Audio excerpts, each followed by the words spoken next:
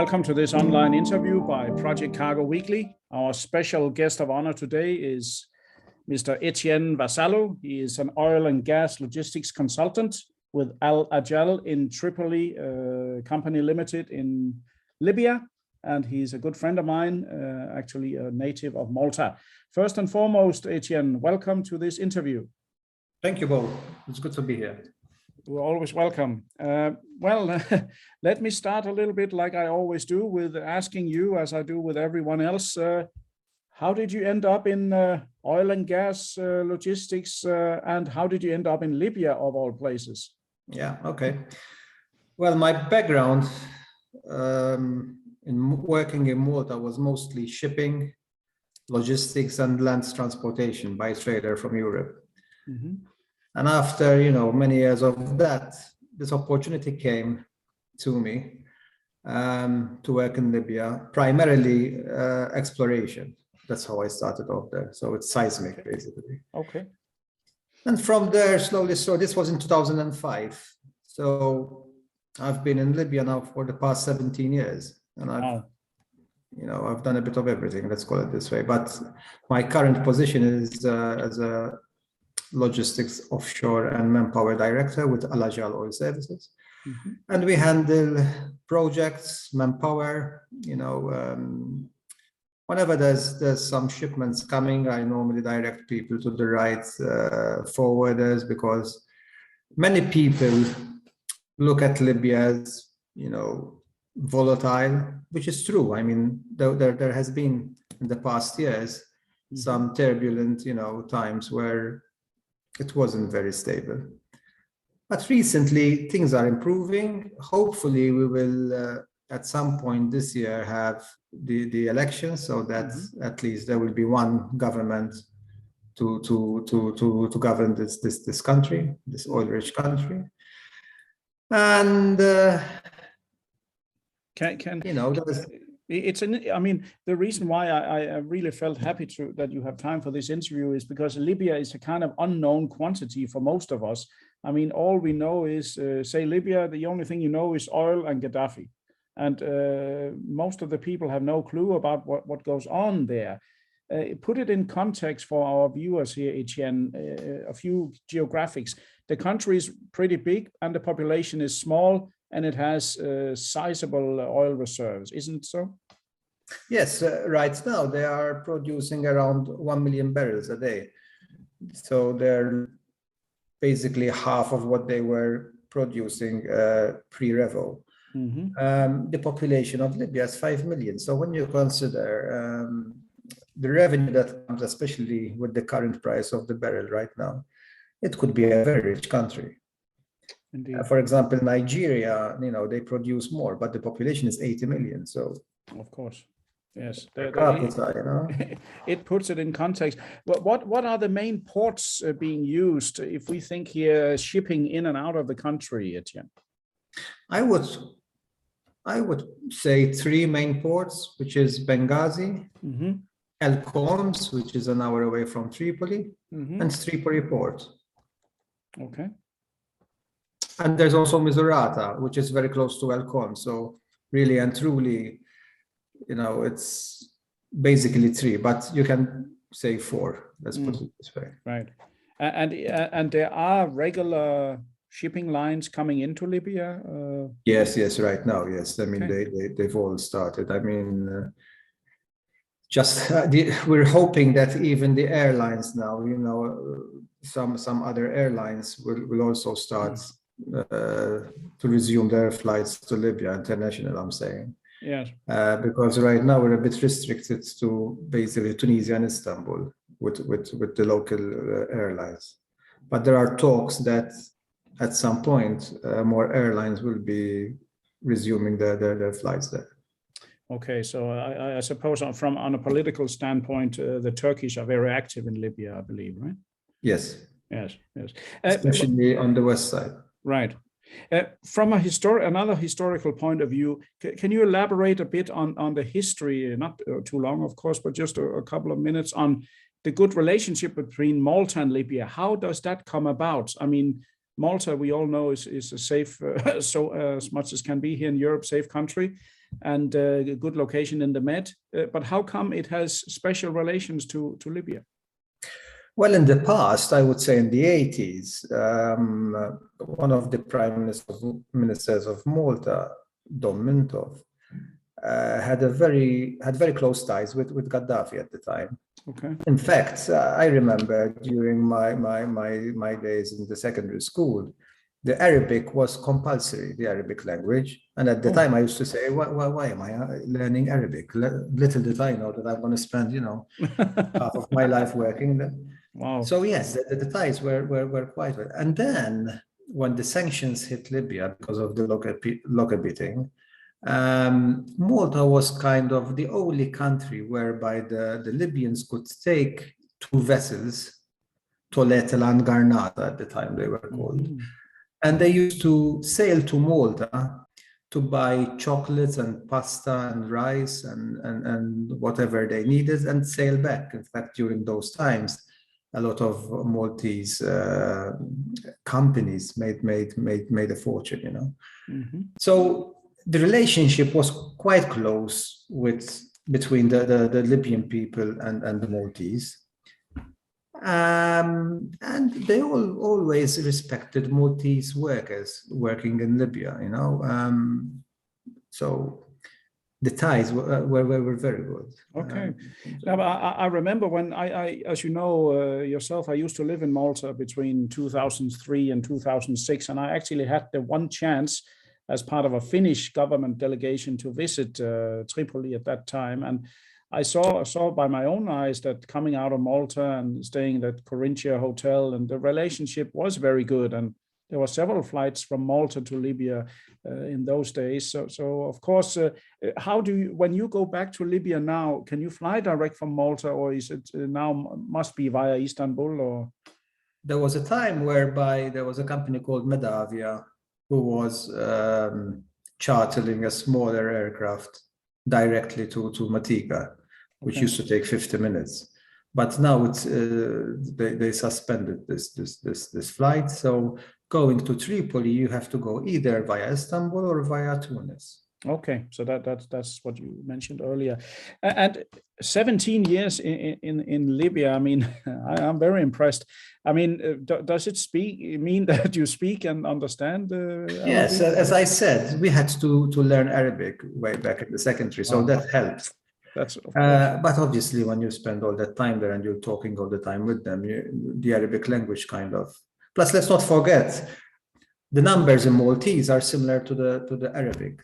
I didn't think about that. Okay. And there's also a few words here and there. The Maltese language is a mix of there's a bit of Italian in it, a bit of English, quite a lot of Arabic, Yeah. So yes, I mean, you pick it up quite quickly. Okay, and the job that you do, you sometimes go out in the field. I mean, I must be honest to say, personally, I don't know much about where the oil is. Is it offshore? Is it inland? Or does it mean you travel all over the country, which is still quite sizable?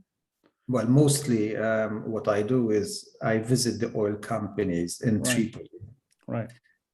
Because you need to hold meetings with the head of departments to try and, 1, see how things are going, 2, try to solve any problems which occur, which are, and 3, to try and, get more business. So it's partly also as business development. Of course. Now, when there's a project, sometimes, yes, I do travel to the fields. Mm-hmm. In Libya, you have offshore, which is mostly Eni, Melita Oil and Gas, they own the most platforms. And then there's onshore, mostly to the east. The fields are mostly to the east, Benghazi, I'm saying. But it's all over. And the business is right now, it's NOC Oil Companies, which is National Oil Corporation. We are hoping that when the country continues to stabilize and it becomes safer, the international oil companies will start to set foot as well, like Occidental, Total, all the rest, BP. Right. Now, but it's quite clear that you certainly have know-how and boots on the ground more than so many other books or newspapers you can read. If one would be interested to know a little bit more about Libya, is there any newspaper in English, if not Arabic, of course there is, but in English that you could follow to kind of understand what goes on in the country, or how to find news online or about Libya? Unfortunately, Bo, and this is unfortunate for people who work there because of their families, the media, the way they report news, especially about Libya, it's a bit inflated. Yeah, it doesn't give the right message to people who are not there. And we see this because when we get in touch with foreign companies whom we would need to subcontract certain works and projects, the first thing they tell us is we are not prepared to send people to Libya, because they would imagine that, there's a war going on and blah, blah, blah. So unfortunately, if you go online, you are only going to see bad things about Libya. Now, I cannot say that they were in bad times. And if I have to recall the worst times, I would say were between 2014 and 15, where the situation really went south. But nowadays, I can say that, for example, for me to hold a half-an-hour meeting with an oil company, which is not more than 8-10 kilometers away, it takes me 3 to 4 hours because I'm always stuck in traffic. Which it's just like in Egypt, So that shows that all the people are out. There's nothing going on. No. There are still militias in place. Yes, I agree.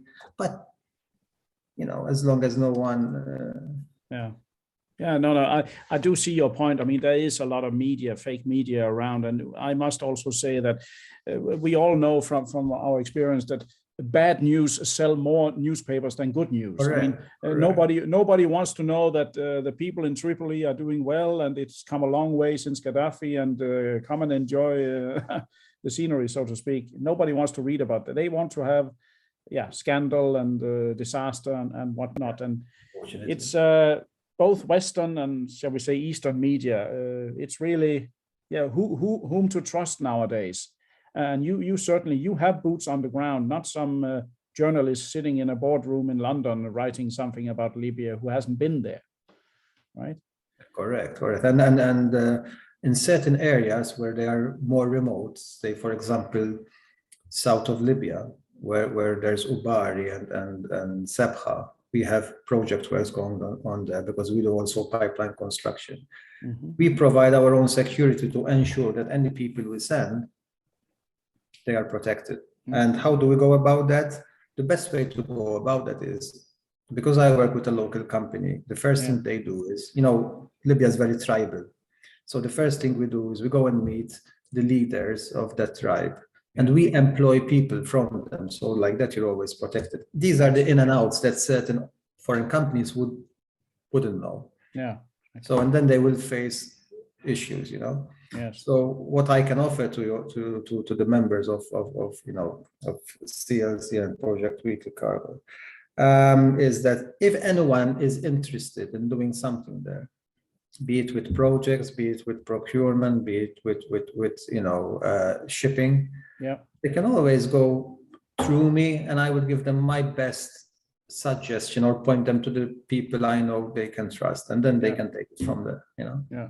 No, I can only say, and I know you several years now from a mutual friend of ours on the island of Malta, and we've met several times, and I certainly know that you already do a lot of consultancy for highly reputable companies who trust you. So for those who are listening and viewing this interview, please make a note of that, because I do agree with you. They are none as blind as those who will not see. And listening to the media and being overly scared without reason develops nothing. So why not speak to people who actually are in the country, such as yourself?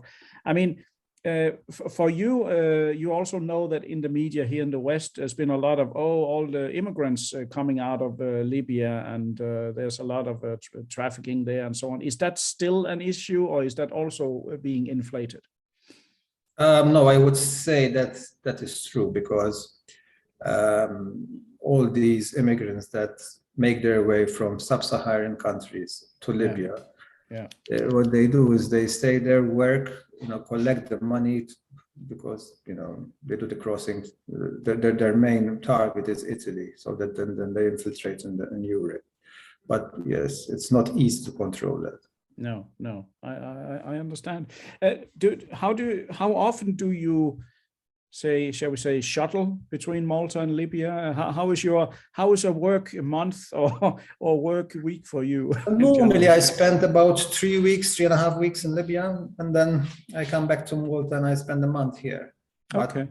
The thing is, when you're in Libya, the Libyans are not like the Western people. They do not believe much in emails or these online meetings.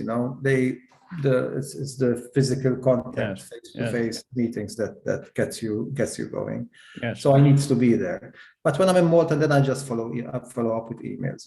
Yes, it's funny you mention it. I was just in Qatar last week, and a friend of mine working in Qatar, he said, "Yeah, but you want to get some customers there, you have to go and say hello to them once a week. It's not like here in the West, you say hello once and then 3 months later you see again.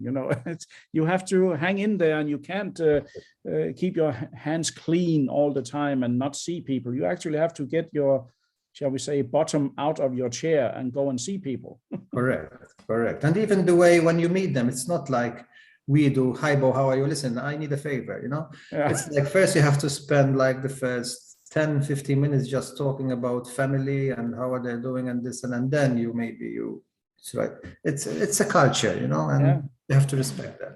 Yeah, definitely. But it's also, I believe, something that you can be, let's say, accustomed to. I mean, it's a friendly culture. People are friendly, and you can have friends for life in places like that, right? Libya, I would say, I spent some time working in Hassim Mosul in Algeria, and also in Tunisia. Mm-hmm. I was operating between Sfax and Gades. And if I have to say, the Libyans are the best of the lot. They are much friendlier. Okay, wow. That's Libya is a Muslim country, but are they? How do we say? Do we call it a normal Muslim, or are there are some fanatics there too, or how is religion in that sense? I would say that after the Gaddafi was, in my opinion, against these fundamentalists. Yeah. And after the revolution, probably these fundamentalists or more fanatics were more seen than before, Right. But in general, I wouldn't say it. I wouldn't compare it, for example, to Saudi or to Afghanistan, far from that. Far from that, yeah. Okay, very, very, very interesting. And do you have any plans? I mean, you're still a young man. Do you have any plans to retire in Malta, or are you going to buy that huge summer house in Libya with a good view to the Med? Well, mentioning that in Libya, there's 1,800 kilometers of beach. So, oh wow! They must have some beautiful beaches there. I mean, there are, yes. It's unfortunate, or the culture for Libyans. For us, having a sea view apartment is the ultimate thing to have. Yes. For them, they would rather have what they call a farm, which is a massive piece of land, outside of the city, in a quiet area where they can grow trees and that's for them. That's the thing. The beach is not interesting for them. Well, as you know, a traditional Westerner is immediately, especially for us here in the north of Europe, when the summer or whenever it's cold here, we rush to the south. Yeah. So, but just a quick question here as one of the last. I mean, there must be, when the time is right, there must be an enormous tourism potential in the country. One would imagine. I would think so, because when you look at the country as being so oil rich, and having Mediterranean weather, all those beaches, and it's got a lot of things to offer also. I mean, there's a lot of history and Yeah, exactly.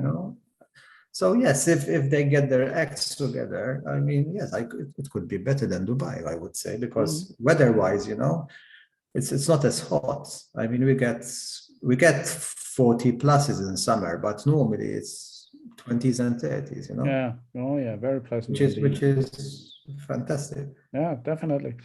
Very, very interesting, Etienne. I must say, really, it's the first time I've interviewed anyone that has boots on the ground specialism in Libya, and it's been really a pleasure. Formally, I want to say really many thanks to you for giving me time here in your R&R in Malta, where you are now. Malta. Telling us about Libya. Thank you for that, Etienne. You're welcome. Go anytime. Okay, and to all our listeners, viewers, and hopefully there are many of you around the world, this was another special interview by Project Cargo Weekly. Our guest of honor has been Mr. Etienne Vassallo. He is an oil and gas logistics consultant with Alajeal Oil Services in Tripoli, Libya. And it's been interesting to hear about a country where most of us have no clue, I should say. Stay tuned for more interviews in the near future. Thank you.